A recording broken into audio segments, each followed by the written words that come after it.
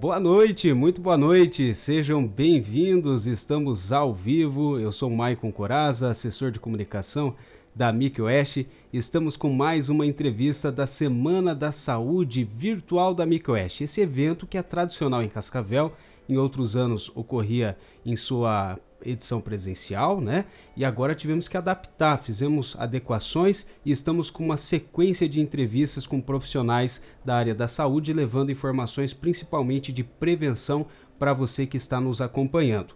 Lembrando que temos o apoio do Sicoob Cred Capital e estamos ao vivo pelas redes sociais da MIC Oeste, também pela Curta FM e pelo portal de notícias CGN. Então, desde já, seja muito bem-vindo, fique à vontade.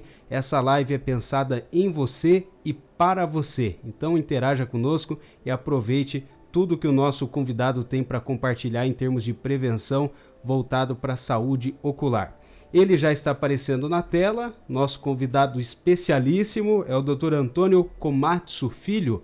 Ele é oftalmologista do Instituto de Olhos Fabre, que é parceiro do convênio de saúde MIC Oeste. Doutor Antônio, seja muito bem-vindo, muito boa noite, obrigado por estar aqui com a gente. Boa noite, Maicon. Eu que agradeço pelo convite para falar aqui hoje. Muito bem, doutor. Nós temos uma sequência de assuntos aqui, bastante informação, e eu quero estimular um pouquinho mais quem está nos assistindo a interagir. De que forma? Mande um comentário, mande uma pergunta, faça o seu questionamento, tire a sua dúvida, o doutor estará à disposição, e também compartilhe essa live com conhecidos no seu Facebook, no WhatsApp, para que essas informações cheguem longe, para que mais pessoas tenham prevenção, qualidade de vida e saúde em primeiro lugar. Para começar a nossa sequência aqui de perguntas, eu gostaria de entender do doutor as doenças que são mais comuns quando nós falamos de oftalmologia, doutor. Quais seriam essas doenças? Dentre as várias doenças oftalmológicas, eu acho que é importante eu falar para vocês, primeiramente, a respeito dos graus, que a gente chama, o nome técnico seria erros de refração, que são aquelas situações em que a gente tem dificuldade para enxergar e que podem ser superadas através do uso de óculos, sendo elas as mais comuns a miopia e a hipermetropia.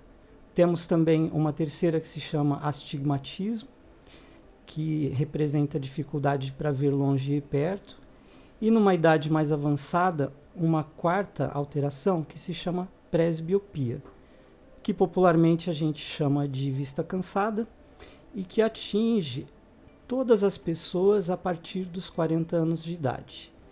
Então, quem já passou dessa etapa certamente sabe e certamente já passou por essa dificuldade. Além disso, é importante falar pensando em termos de idades, no estrabismo, que é uma alteração que a gente conhece popularmente como olhos tortos, como vesgueira, e que é uma alteração que exige muita atenção. Por que motivo?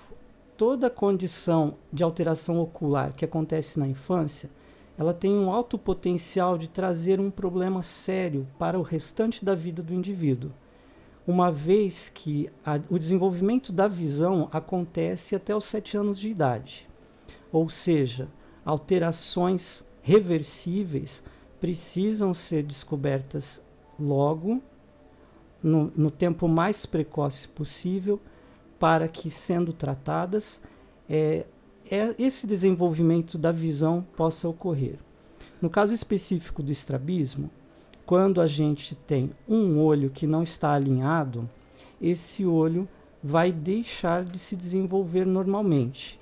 Sendo assim, o outro olho que não está desalinhado, ele vai ser o responsável por guiar essa criança em todas as suas atividades. Onde está o problema nisso? As crianças que não tiveram acesso a uma consulta médica oftalmológica podem ter uma vida normal, ou seja, conseguem brincar, conseguem ir para a escola e eventualmente conseguem até ter boas notas. Como que isso é possível? Porque apenas um olho sendo usado ou sendo o responsável pela melhor visão, isso é uma situação que permite um bom desempenho escolar. Aí está a importância do exame oftalmológico precoce, porque, sendo descoberto o estrabismo, naqueles casos em que ele não está visível esteticamente, a gente pode intervir com, por exemplo, a prescrição de óculos ou a prescrição de tampão, que a gente tecnicamente chama de tratamento de oclusão. Esse critério aí de fazer exame precoce, ele também se aplica, por exemplo, para a gente descobrir os casos de miopia ou de hipermetropia, caso os pais ou a própria criança não tenham percebido essa alteração. Dentre as outras doenças que eu gostaria de falar para vocês hoje à noite, estão a catarata, também o glaucoma e duas doenças da retina, que são a degeneração macular relacionada à idade e também a doença da retina relacionada com o diabetes, que a gente tecnicamente chama de retinopatia diabética. O doutor começou a falar um pouquinho sobre criança, né? Trabalhamos aí também na resposta do doutor alguma questão sobre o adulto e também sobre o idoso. Eu vou dividir, doutor, em 3 fases da vida para que a gente consiga explicar melhor para quem está nos acompanhando exatamente quais são as preocupações para cada uma dessas fases. Então o doutor abordou já um pouquinho sobre a fase da criança, ainda adolescente, né? Essas preocupações, essas atenções que são necessárias. E aí, doutor, vale muito a observação do pai, né? Dos pais estarem atentos para ajudar essa criança, esse adolescente a perceber eventualmente algum desajuste, alguma questão relacionada à sua saúde ocular?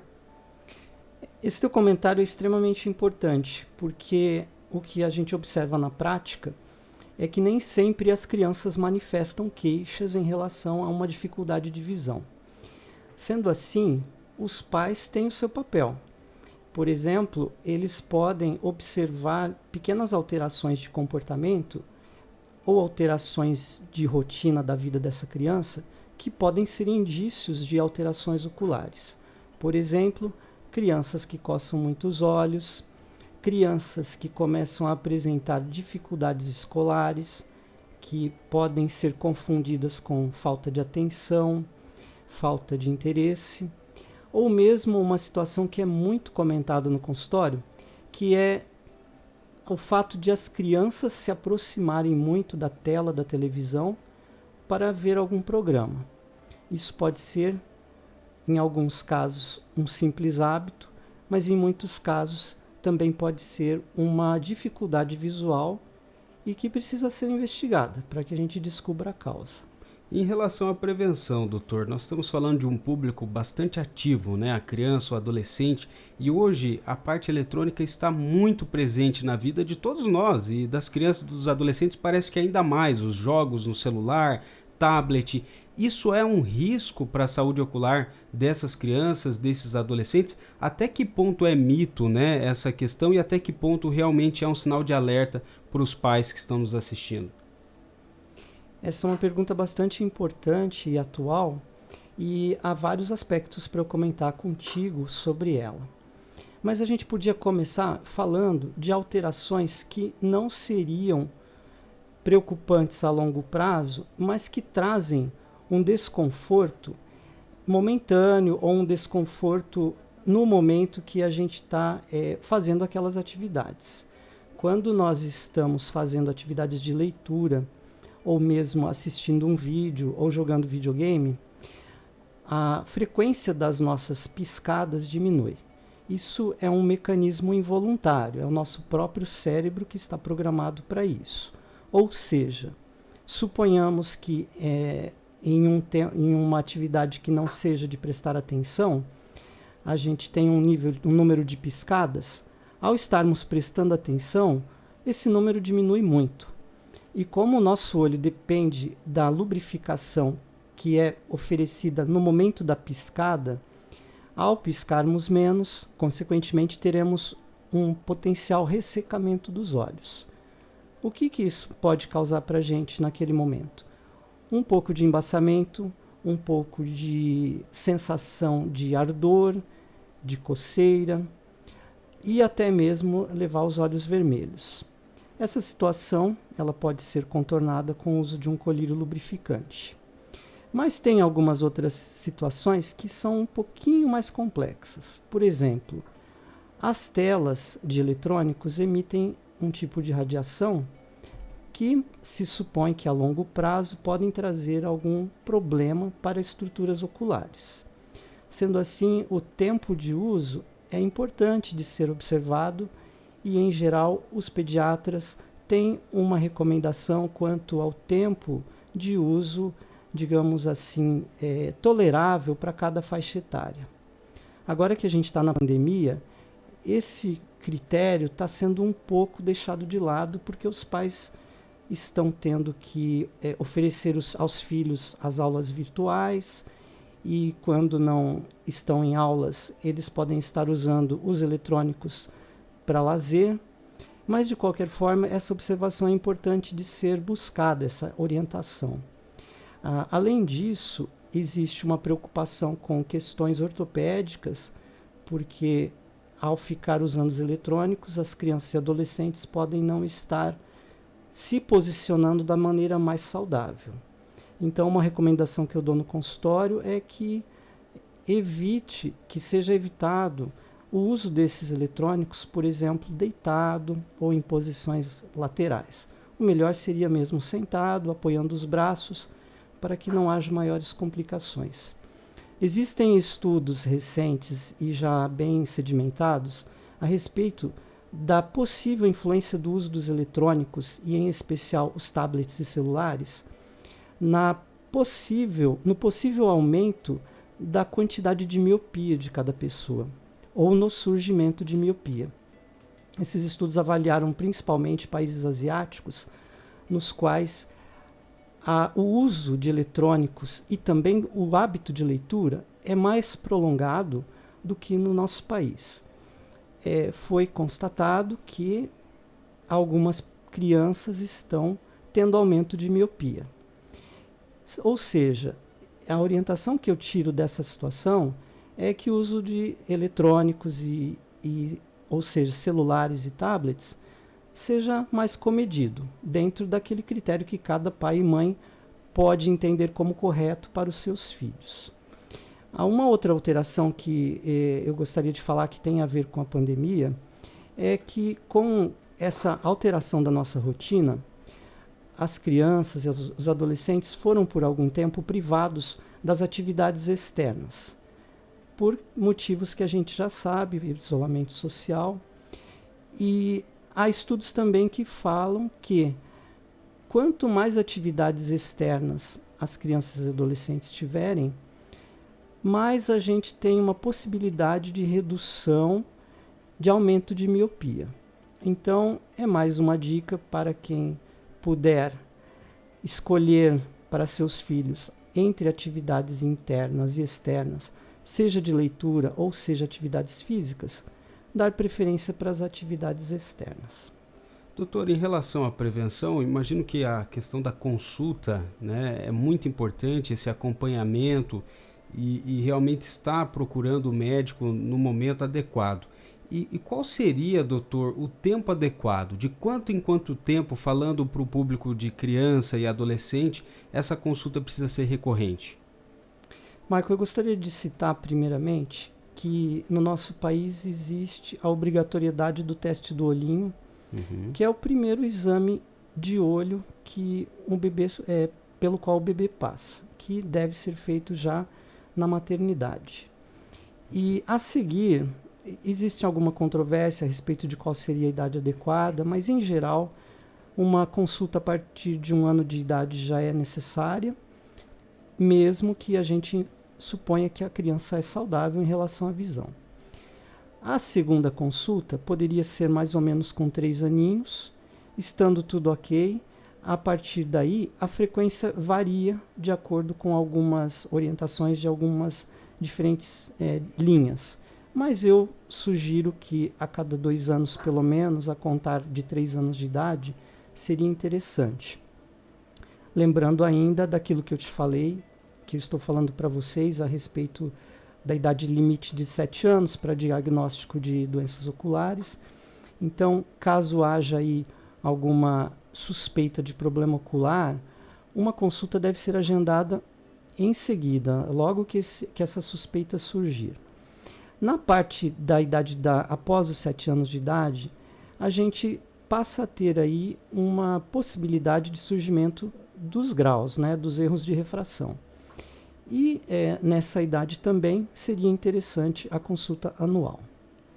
Muito bem, doutor. Nós estamos com bastante gente nos acompanhando e eu vou dar aqui uma boa noite especial. Nós temos a Duda dizendo: Doutor Antônio, um dos melhores oftalmologistas de toda a região, e mais um elogio da Elaine Miguel, dando boa noite, dizendo que o doutor Antônio é um excelente profissional e nós estamos conferindo isso aqui nessa conversa muito esclarecedora, né? Também um abraço para a Graciane e para a Sônia, que estão conectadas com a gente, participando, e volto a dizer, fiquem à vontade, mandem perguntas, interajam para que o nosso bate-papo realmente seja bem produtivo. Essa é a proposta da Semana da Saúde AMIC Oeste. Doutor, indo já aí para o adulto, né, passando da fase infantil, adolescente, o que nós temos de preocupações, de sintomas, sinais que nós temos que estar atentos, né, para evitar de repente ou para já iniciar um tratamento rápido para algum tipo de doença ou algum tipo de situação?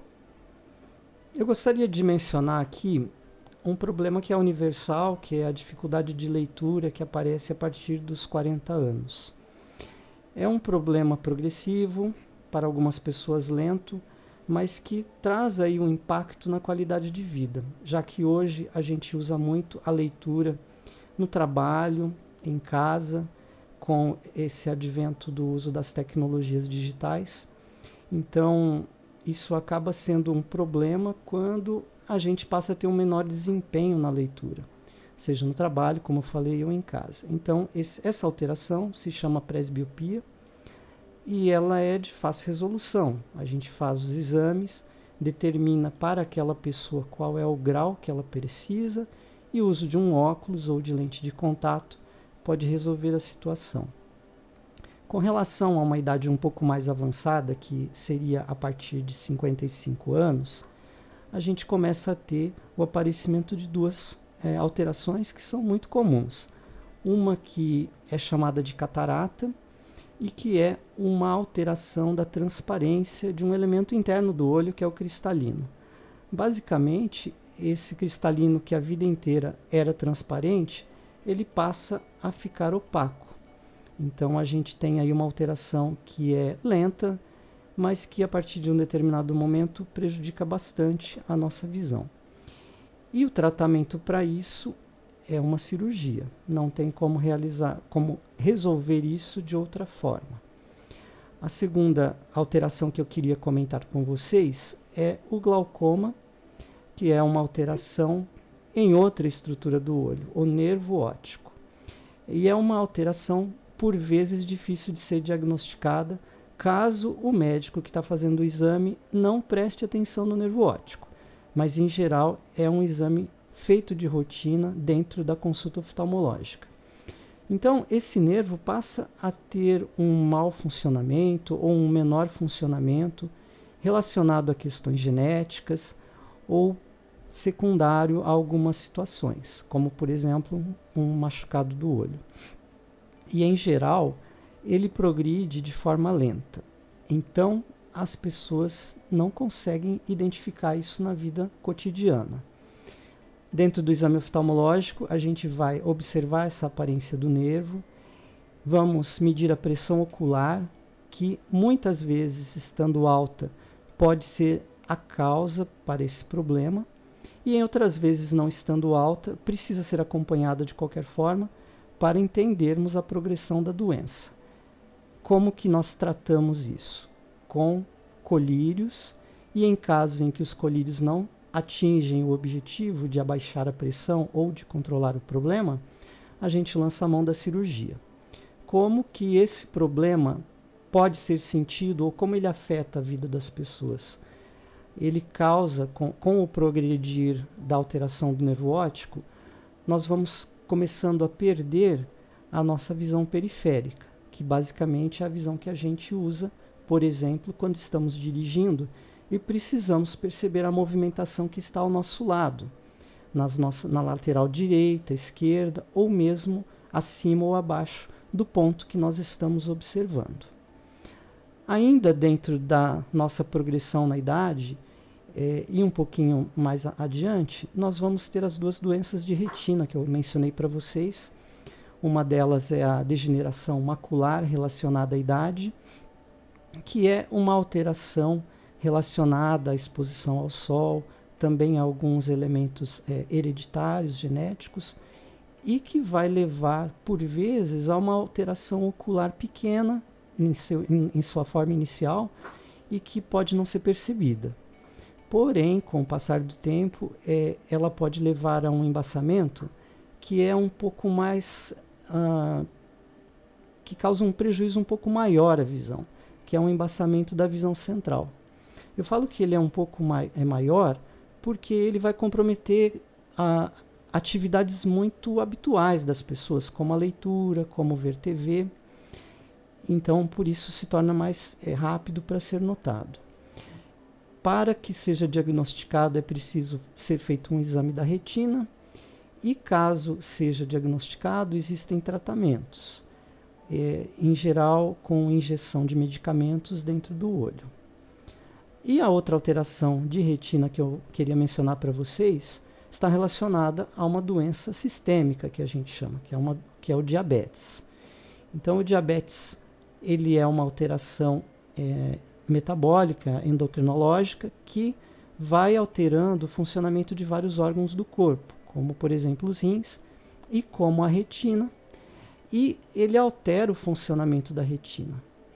Essa alteração, então, vai sendo lenta, mas, mesmo em suas fases iniciais, pode ser detectada através do exame oftalmológico. Como tratar isso? A primeira coisa é evitar não ter diabetes. Como a gente sabe que isso às vezes é descoberto já com a doença em curso, tentar então controlar a doença da melhor forma possível, seja com dieta ou uso de remédios. E quando se torna necessário, existem tratamentos específicos para a retina, como por exemplo a aplicação de laser. Muito bem, doutor. Nós estamos aqui com várias pessoas interagindo e tem já algumas perguntas que eu vou fazer na sequência, mas antes dando uma boa noite especial à Val, que está conectada. A Célia está dizendo boa noite, um ótimo médico. Também temos aqui a participação do Celso Bevilacqua, um grande abraço ao Celso. A Elise Regina dos Santos, Rafael Lonkowski, a Sandra Dias. E aí vamos para duas perguntas. Eu vou começar pela pergunta da Duda, que é a seguinte: tem alguma vitamina que podemos tomar para manter a saúde dos olhos ou que ajude a melhorar? Ótima pergunta, Duda. Eu gostaria de iniciar a resposta mencionando que a maneira mais simples e inicial para a gente dizer de uma prevenção ou uma prevenção de problemas relacionados a deficiências de vitamina é termos uma alimentação variada e equilibrada. E isso inclui a ingestão de vegetais, principalmente verduras verdes escuras, e ter uma alimentação balanceada, né, que envolva tanto os vegetais e alimentos crus, como também outros alimentos importantes, como feijão e carnes. E com relação especificamente ao uso de vitaminas, existe daí, numa fase mais avançada, o uso de algumas vitaminas que protegem a retina. Essas vitaminas são específicas para determinadas doenças e elas devem ser prescritas pelo médico. Mas eu acho que cabe aqui eu comentar também uma medida de prevenção extremamente importante, que é a proteção dos olhos contra os raios do sol. Sabe-se que a radiação do sol, a radiação ultravioleta, traz alterações oculares variadas. Por exemplo, ela é capaz de fazer alteração que leva à catarata, como eu falei antes, a degeneração macular. Então, o uso de óculos, desde idades muito jovens, já deve ser estimulado e não é considerado um luxo. Ele é, sim, uma medida de prevenção e de proteção aos olhos. Muito bem, doutor. Nós temos aqui também o Sirleno Guerra, que está nos acompanhando, e o Roger Silva, ele está pedindo mais informações sobre o glaucoma. Ele está pedindo para o doutor esclarecer um pouquinho mais, né, principalmente o aspecto da prevenção ao glaucoma. Ok, me desculpe o nome dele? É Roger Silva, doutor. Roger, essa questão do glaucoma ela é extremamente importante por causa do número de pessoas que permanecem sem descobrir o glaucoma. Então, a primeira orientação é termos o cuidado de realizar um exame anual. E considerando que você se considere uma pessoa que tem boa visão, mesmo assim, o exame anual tem a sua utilidade justamente pelo fato que eu te falei que algumas doenças não dão sintomas.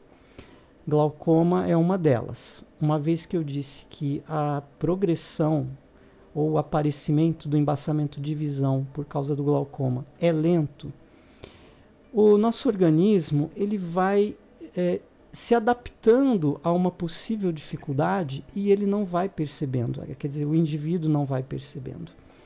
Então, nesse fato reside a importância da realização do exame oftalmológico. Os fatores de risco para o glaucoma são para determinados tipos de glaucoma a raça, sendo esse grupo os afrodescendentes. Como eu te falei, o uso de algumas substâncias, que são os medicamentos que contêm corticoides, e são esses medicamentos usados para algumas doenças inflamatórias crônicas, como bronquite, como asma e como a artrite.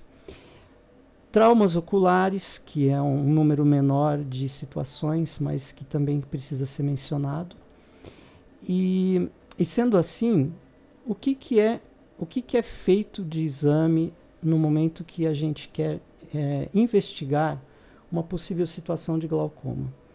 Uma fotografia do nervo óptico, que tem por objetivo documentar a aparência dele num determinado momento, e a realização de novas fotografias em novas consultas posteriores para efeito de comparação. Então, isso é um recurso muito importante que nos ajuda muito. A gente realiza também o exame de campimetria computadorizada, que traduzindo quer dizer qual é a percepção de diferentes pontos da nossa retina a estímulos luminosos. Ou seja, se a gente consegue ter a percepção de estímulos luminosos em toda a totalidade da retina. Isso é para a gente detectar aquela situação que eu te expliquei inicialmente, da perda do campo de visão periférico.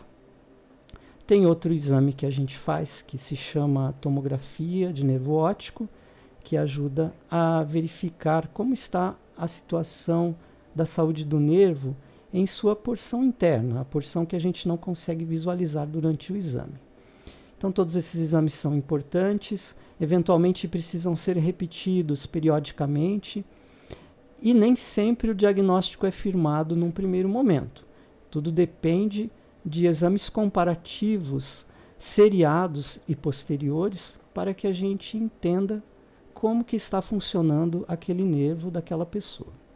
Doutor, nós temos mais uma pergunta da Janiele Pazeto. Ela diz: boa noite, doutor. Não utilizar os óculos e forçar a vista piora o grau dos olhos? Essa é a pergunta da Janiele. Boa noite, Janiele.